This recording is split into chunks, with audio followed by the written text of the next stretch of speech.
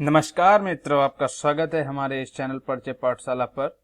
आज के इस लेक्चर में हम बात करने वाले हैं geometrical representation of complex number, यानी कि किसी भी कॉम्प्लेक्स नंबर को आप ज्योमेट्री के रूप में कैसे रिप्रेजेंट करेंगे, यानी कि आप प्लेन के थ्रू कैसे रिप्रेजेंट करेंगे, एक्स वाई प्लेन के रूप में आप कैसे रिप्रेजेंट करेंगे, उसके बारे में आज हम इस वीडियो लेक्चर में डिस्कस करेंगे। तो चलिए शुरू करते हैं, अपने इस लेक्चर की शुरुआत करते हैं। Geometrical representation of complex number let. सबसे पहले स्टूडेंट्स, हमने यहाँ पे z को मान लिया कि कोई z है हमारा, यानी कि कोई भी कॉम्प्लेक्स नंबर है हमारा z, जो कि कोई कॉम्प्लेक्स वेरिएबल होता है। ठीक है, z equal to a plus i b हमने इस रूप में मान लिया कि ये कोई हमारा कॉम्प्लेक्स नंबर है। माना let z equal to a plus iv, a complex number can be regarded as an ordered pair of real। कहने का मतलब है कि हमने एक कोई कॉम्प्लेक्स नंबर ले लिया और उसके जो रियल नंबर हैं, यानी कि रियल नंबर या रियल पार्ट, उसको ऑर्डर्ड पेयर में हमने z equal to a plus i v के फॉर्म में लिख लिया। ठीक है ना। तो अब इसको समझने के लिए कि किसी भी कॉम्प्लेक्स नंबर को, समझ रहे ना, किसी भी कॉम्प्लेक्स नंबर को आप ज्योमेट्री के रूप में, यानी कि प्लेन के थ्रू कैसे आप रिप्रेजेंट करेंगे, उस पे हम बताते हैं आपको कैसे किया जाएगा। सबसे पहले हमने एक कोई एक्स वाई कोई प्लेन खींच लिया। ठीक है, एक्स वाई एक प्लेन ले लिया। ठीक है, एक्स जो कि रियल एक्सिस होती है और वाई इमेजिनरी एक्सिस होती है, ऐसा हम जानते हैं कॉम्प्लेक्स नंबर में। ठीक है ना, कॉम्प्लेक्स प्लेन में। तो हमने यहाँ पे इस प्लेन में कहीं भी एक पॉइंट पी ले लिया। ठीक है, एक पॉइंट पहले मैं जनरल टर्म में बताऊंगा, फिर मैं आपको एक एग्जांपल के माध्यम से समझाऊंगा। ठीक है, तो P मैंने यहाँ पे कोई पॉइंट ले लिया। इस पॉइंट से फिर मैंने एक ओ से मैंने क्या देखा, OP एक लाइन खींची, ड्रॉ कर ली। ठीक है, और फिर मैंने देखा कि इस पॉइंट से यहाँ से O से X एक्सिस ना, इसकी दूरी मैंने यहाँ पे X मान ली। ठीक है ना, ये X हो गई, और ये जो कि रियल है, और ये भी एक रियल इमेजिनरी एक्सिस है, और ये इसकी दूरी हमने y मान ली ये। ठीक है ना, ये y एंड ये x। ठीक, अब स्टूडेंट्स थीटा जो है और r जो है और y एंड x, आप देख रहे हैं यहाँ पे एक राइट एंगल ट्रायंगल भी बन रहा है और ये x प्लस आई वाई की फॉर्म में भी है। कहने का मतलब यहाँ पे x है, अगर मैं इसको रिप्रेजेंट करूँ x, तो x कितनी दूरी पर है मूल बिंदु से, यानी कि ओरिजिन से। x यहाँ पे जनरल टर्म में, तो यानी कि x जो है, x एक्सिस जो कि रियल एक्सिस को रिप्रेजेंट करना है, तो यहाँ पे x कोई भी यूनिट हो सकती है, मीटर, 2 मीटर, x की दूरी पर है, और y जो है वो यहाँ से यहाँ की दूरी पर है। ठीक है, तो मतलब ये हमने जनरल टर्म में समझाया। तो ये जो बनेगा हमारा इससे, वो हमारा एक बन जाएगा राइट एंगल ट्रायंगल, और ये OP जो पोजीशन बन रही है वो हमारे थीटा को रिप्रेजेंट करती है, यानी कि थीटा मतलब एम्पलीट्यूड, मतलब आर्ग्यूमेंट। ठीक है ना। तो और ये r जो है ये हमारा मॉडुलस हो जाएगा, मतलब मापांक हिंदी में बोलते हैं, मॉडुली भी बोल देते हैं।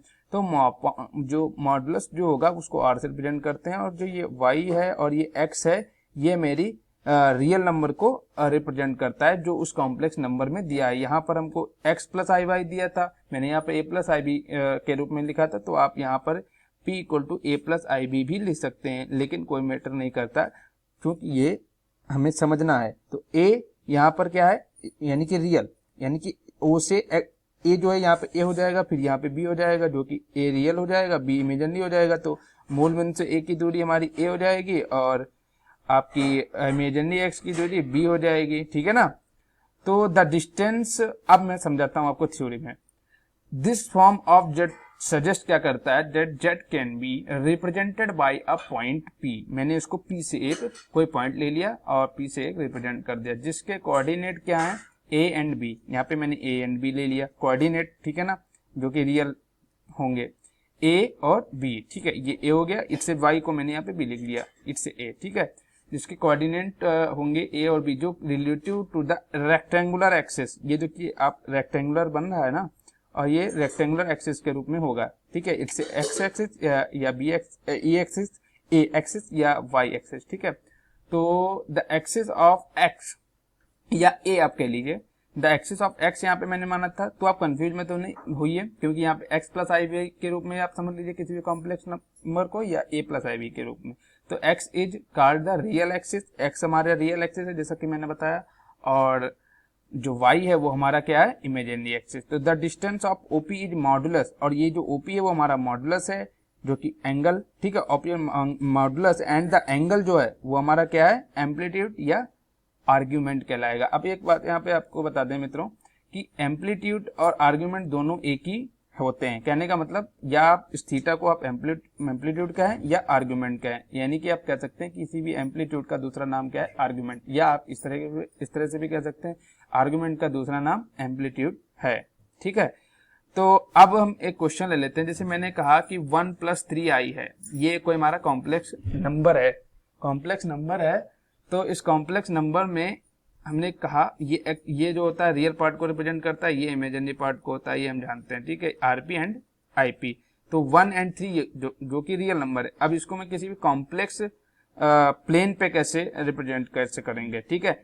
और एक बात और मित्रों कि किसी भी कॉम्प्लेक्स नंबर को आप प्लेन पे जिस पे आप रिप्रेजेंट करते हैं तो वो हमारा हो जाता है कॉम्प्लेक्स प्लेन, यानी कि किसी भी कॉम्प्लेक्स नंबर को आप जिस प्लेन पे रिप्रेजेंट कर रहे होंगे तो उसका नाम कहलाता है कॉम्प्लेक्स प्लेन। ये भी आपको मैं बाद में बताऊंगा डिटेल में। तो z = 1 हमने कैसे यहाँ पे लिखना, कैसे रिप्रेजेंट करेंगे, पहले हमने कोई बना लिया axis, real axis and y axis, ठीक है, it's x axis and it's y axis जो कि इमेजिनरी। अब यहाँ पे 1 जो है, अब यहाँ पे 1 जो कि x माना जाएगा यानी रियल है, तो 1 x एक्सिस से देखेंगे तो 1 मान लिया, यहाँ से o से इसकी दूरी 1 इतनी दूर है, ठीक है, तो 1 मान लिया। और 3 क्या है, 3 ये हमारा है, तो 3 यहाँ से 1 2 3 मान लिया, ये 3 है, तो यहाँ से हमने एक पॉइंट ले लिया जो कि 1 + 3i को रिप्रेजेंट करेगा।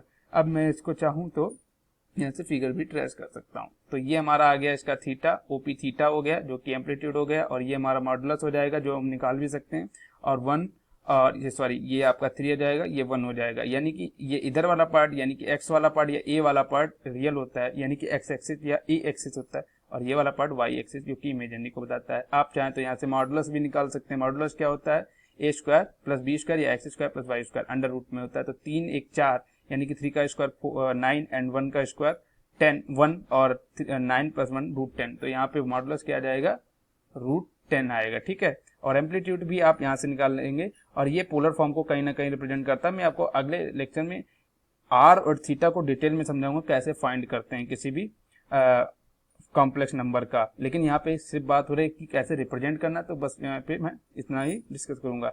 तो ऐसे यहाँ पे अगर माइनस होगा तो माइनस वाले भी पार्ट में अगर मान लीजिए यहाँ पे 1 - 3i दिया होता तो हम क्या करते, तो 1 - 3i यानी कि फर्स्ट क्वाड्रेंट में नहीं होगा, सेकंड में होगा, सेकंड में होगा, नहीं होगा, सेकंड में होगा या नहीं होगा, सेकंड में नहीं होगा, क्योंकि सेकंड में होना चाहिए या नहीं होना चाहिए बताइए, सेकंड में होगा, क्योंकि यहाँ पे x रियल है ना, x पॉजिटिव, और ये जो जाएगा ना तो आपका कैसे होगा, बिल्कुल नहीं होगा, क्योंकि यहाँ पे होता है माइनस प्लस, और यहाँ पे थर्ड क्वाड्रेंट में दोनों माइनस होते हैं, यानी कि x और y दोनों माइनस रहेगा, और इसमें आपका रियल एक्सिस यानी कि x प्लस रहेगा और ये माइनस रहेगा। तो आप इस टर्म में जाएंगे यानी कि इस क्वाड्रेंट में जाएंगे इसके अकॉर्डिंग, यानी कि जब z = हमको 1 - 3i दिया हो, तो अगर हम इसमें कोई भी कॉम्प्लेक्स नंबर ड्रा या कोई भी कॉम्प्लेक्स नंबर ज्योमेट्री के माध्यम से या प्लेन के माध्यम से हम करें ड्रा, तो हम इस वाले कोऑर्डिनेट में आएंगे, और यहाँ पे 1 जो हो जाएगा, मान लीजिए मैंने 1 ये मान लिया, -3 ये मान लिया, तो ये फिगर हमारा कुछ इस तरह बनने वाला है, ऐसे, ठीक है ना, इस तरह बनेगा, और ये ठीक है, आप समझ गए होंगे। तो ये जो फिगर बनेगा इस तरह बन जाएगा, और इसको हम क्या लिख पाएंगे, z = 1 - 3i। ऐसे आप किसी भी कॉम्प्लेक्स नंबर को रिप्रेजेंट कर सकते हैं, बस आपको यह ध्यान रखना है कि किस क्वाड्रेंट में होगा, जो कि आपको साइन से मालूम पड़ जाएगा, ठीक है। अब बात करते हैं कि इसके की पॉइंट क्या हुए जो अभी हमने आपको बताए थे। The representation of complex number को, जो भी कॉम्प्लेक्स नंबर को रिप्रेजेंट करते हैं उसको या तो हम कॉम्प्लेक्स प्लेन कहते हैं, जैसा कि मैंने आपको बताया, लेकिन जो डायग्राम बनता है, जैसे ये डायग्राम बन गए कॉम्प्लेक्स प्लेन पे, तो इस डायग्राम को क्या कहेंगे, इस डायग्राम को क्या कहेंगे, जैसे ये डायग्राम बना दिया कॉम्प्लेक्स प्लेन पे, तो इस डायग्राम को कहेंगे आर्गेंड डायग्राम, ठीक है, इसको हम उस नाम से बुलाएंगे जिसका नाम है आर्गेन डायग्राम या आर्गेन डायग्राम भी कहते हैं। अब द नोट एक है, the plane in which we work is called, जिस प्लेन पे हम वर्क करते हैं कॉम्प्लेक्स नंबर का, ठीक है, वो हमारे किन किन नामों से जाने जाते हैं, कॉम्प्लेक्स प्लेन या आर्गेन प्लेन या गॉसियन प्लेन। ठीक है, ध्यान रखिए 3 नाम है, लेकिन मोस्टली कॉम्प्लेक्स प्लेन ही कहा जाता है। ठीक है, आपको तीनों लर्न करने होंगे। ठीक है, अब बात करते हैं पिछले वीडियो की क्वेश्चन की। मैंने क्वेश्चन पूछा था, find the absolute value of given complex number if z equal to 6 plus 8i। तो उसका राइट आंसर क्या होगा, मैंने आपसे पूछा था, कमेंट बॉक्स के माध्यम से करके आपको बताना था। तो उसका राइट आंसर जो होगा सी, ऑप्शन सी होगा, यानी कि 10 होगा। अगर आपको ये क्वेश्चन नहीं सही से समझ में नहीं आ रहा है तो आप इस क्वेश्चन को डिटेल में जाकर हमारे पिछले लेक्चर में जाकर समझ सकते हैं, जिसका लिंक मैंने डिस्क्रिप्शन बॉक्स में दे दिया, आप वहां से जाकर उसको देख सकते हैं और समझ सकते हैं। अब बात करते हैं इस वीडियो लेक्चर के क्वेश्चन की। Argument is also known as Gaussian plane, ठीक है, Gaussian plane, Argand plane, amplitude या आर्गेन डायग्राम। ये मैंने अभी आपको बताया, अगर आपने ध्यान से समझा या देखा होगा तो आप इसको तुरंत बता देंगे। ठीक है, तो argument is also known as Gaussian plane, Argand plane and amplitude या आर्गेन डायग्राम। इन चारों ऑप्शन में से कोई एक ऑप्शन सही होगा, जिसका आपको राइट आंसर कमेंट बॉक्स के माध्यम से देना होगा। और अगर इस वीडियो को आंसर को जानना चाहते हैं तो हमारे नेक्स्ट वीडियो में आपको इसका आंसर मिल जाएगा, जिसका लिंक मैं आपको डिस्क्रिप्शन बॉक्स में दे दूंगा। तो मिलेंगे स्टूडेंट्स अपने नेक्स्ट लेक्चर में। Polar form of complex number, किसी भी कॉम्प्लेक्स की पोलर फॉर्म क्या होती है उसके बारे में डिस्कस करेंगे। तब तक के लिए नमस्कार।